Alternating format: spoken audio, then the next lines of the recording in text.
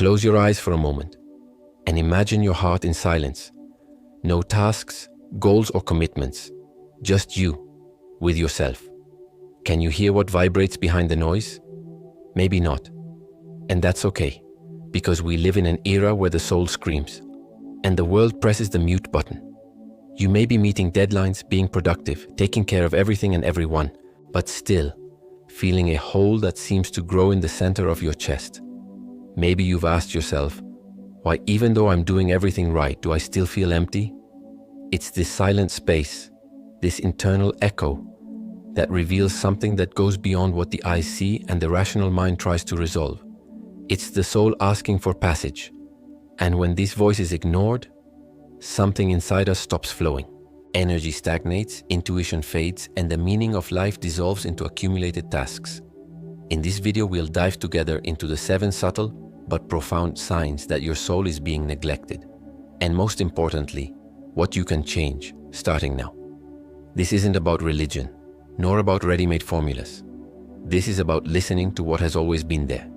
You, because maybe what you call tiredness is actually your soul begging to be remembered.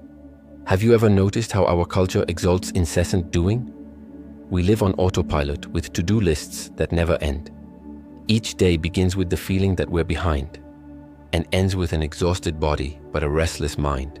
But here's a profound question. Why do we still feel like something is missing, even when we've accomplished everything? This is the silent paradox of modern productivity. It applauds action but forgets intention. It values results but ignores feeling. And so, many of us live as if we were being followed by an invisible shadow, a feeling of absence that cannot be fulfilled with new goals. Neuroscientist and spiritualist Dr. Joe Dispenza talks about how the brain, conditioned to constant stimulation, loses sensitivity to inner silence. And it is in this silence that the soul communicates. What we feel as emptiness is not weak. It is a call. It is the soul saying, "You abandoned me in the name of a routine that no longer represents you." And this is not failure. It is just the beginning of awakening. Carl Jung said that modern man suffers from a problem of the soul, and this problem cannot be solved by speeding up. It can be solved by presence, because what you feel is missing is not what is left to do. You have not stopped feeling. Ask yourself, how many times in the last few days have I really listened to myself? Don't listen to your body asking for a break. Don't listen to your heart that cries out for meaning. Don't listen to your soul that just wants to exist. This is the first subtle but profound block. And when not recognized, it saps your vital energy, obscures clarity, and diverts your soul's path. Maybe you felt a premonition, an inexplicable urge to change paths, to say no, to follow a direction that didn't make logical sense, but felt right deep down inside you. And maybe, out of fear of making a mistake, you ignored it. Intuition is not an esoteric luxury. According to Greg Braden, it is the link between your heart and the quantum field, where all possibilities exist. It is a vibrational compass that points to true alignment. When we ignore this impulse, the soul becomes out of tune. Imagine your energy field as a melody. Intuition is the note that adjusts your frequency to the music of life. When it is suppressed, harmony is broken, and what emerges is dissonance, anxiety, confusion, frustration. Neville Goddard said that imagination, which is born from the intuitive soul, is God himself in action. Therefore, denying your intuition is like saying no to your inner divinity. But why do we do this? Because we teach people to value reason over feeling, logic over vibration, control over flow. And here is the great paradox. The more you try to control through your mind, the more your soul feels trapped.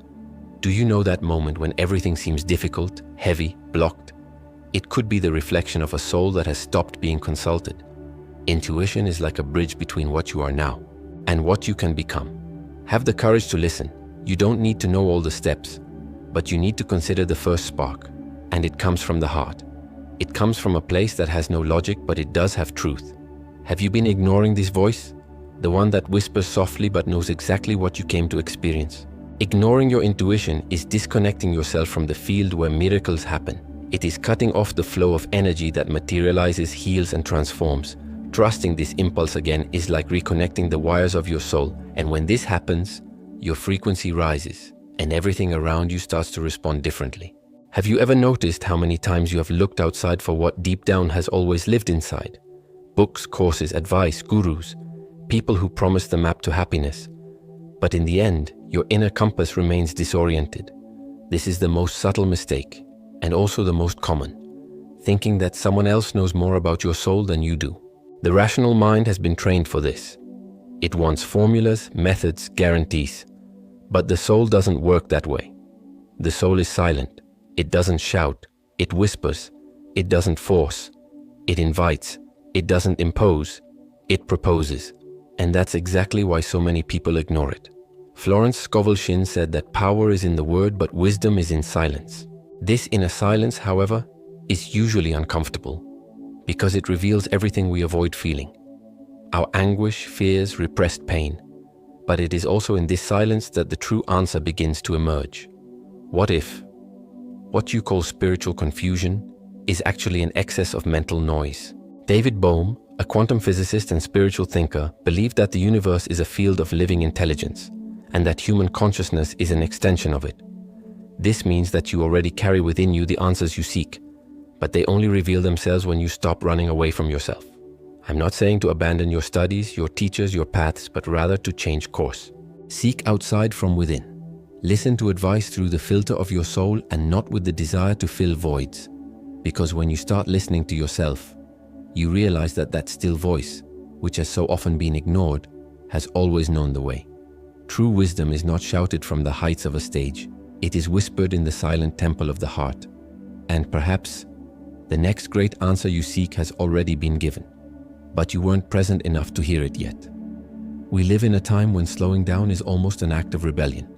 Society teaches that stopping is losing, resting is laziness, and that silence is being unproductive. But what if I told you that this accelerated pace, which seems so necessary, actually hides a deep fear, the fear of feeling? Because when you slow down, everything that was dormant begins to awaken. The unresolved longing, the pain that was ignored, the emptiness that you tried to fill with achievements, and the soul, which until then was silenced by the rush, begins to speak.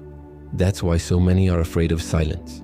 Not because silence is dangerous, but because it reveals what has been swept under the rug of the unconscious. Carl Jung said that what you resist persists. When we avoid contact with our deepest emotions, they manifest themselves in other ways. In the body, in relationships, in repetitive patterns. The result? Self-sabotage. You set out to change, but something pulls you back. You dream big, but feel guilty for wanting more. You say you want peace, but you keep filling your days with noise. This cycle is not weakness. It is simply a reflection of a soul that has never had room to breathe. The vibrational frequency of haste, urgency, and toxic productivity creates a dense field.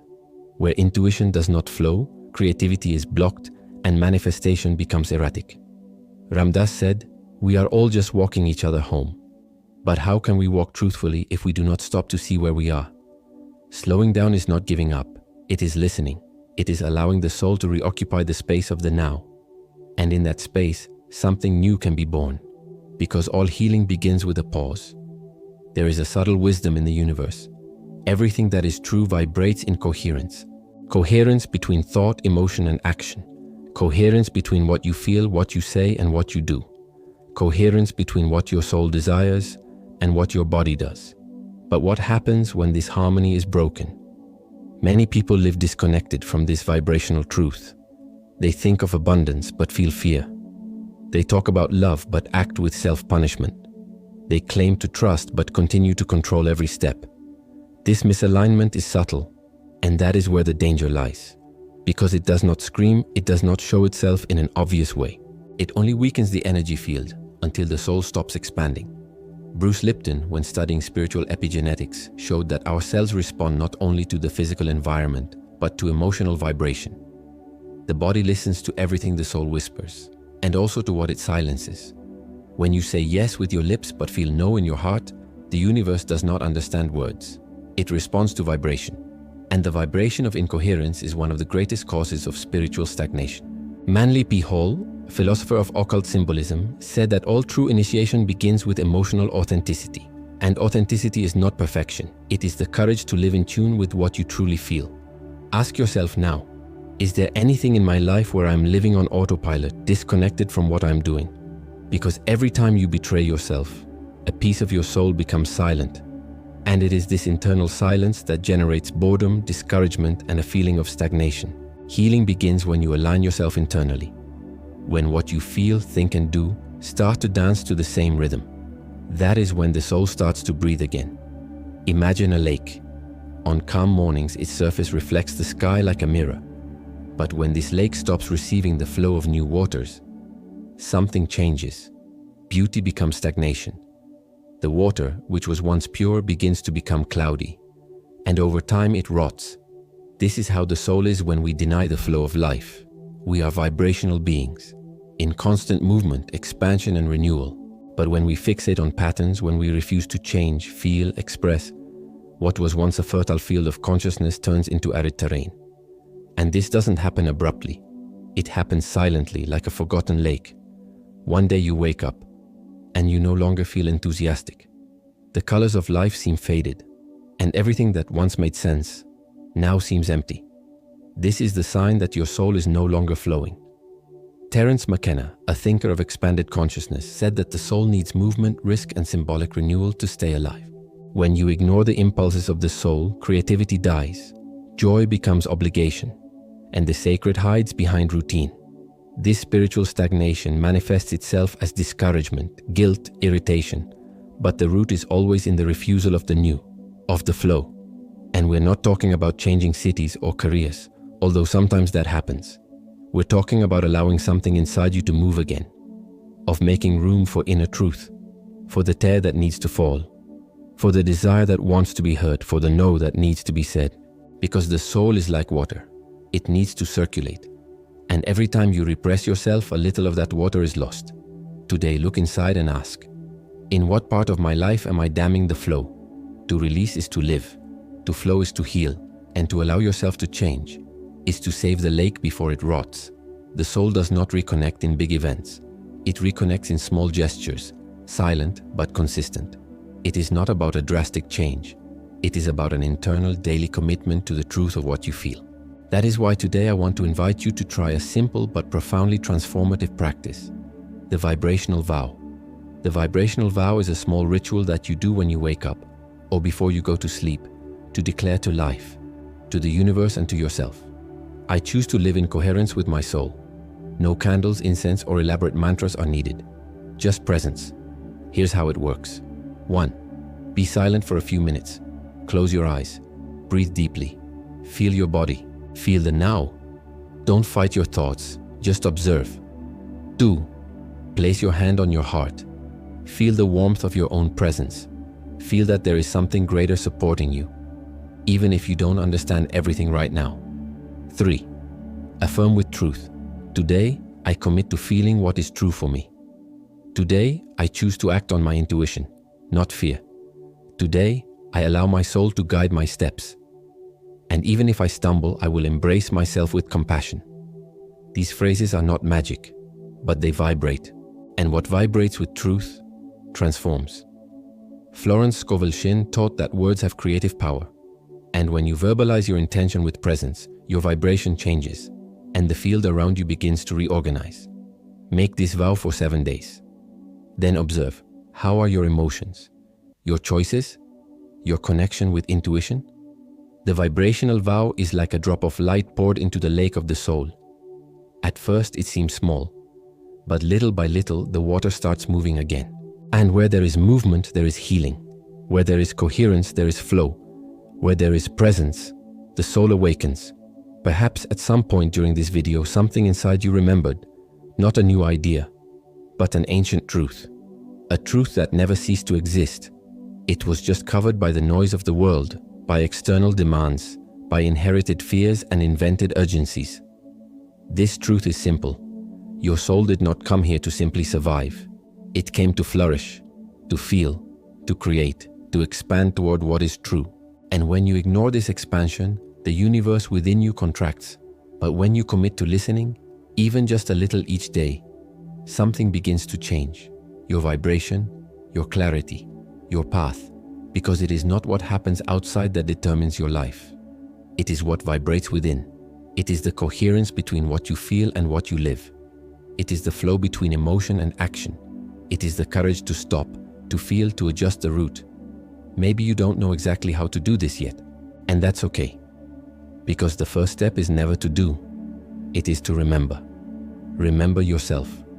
Remember the forgotten voice of the soul. Remember that you are not here by chance. The universe does not waste existence. If you breathe, there is still something that only you can experience. So today, I leave you with a question. What if the pain you feel today is the call of your soul asking to be freed? What if this discomfort is the beginning of your deepest healing? The answer, you already know. It lives in the silence between your thoughts. It dances in the pause between one sigh and another. It whispers in the lake inside you, just waiting for you to hear it again.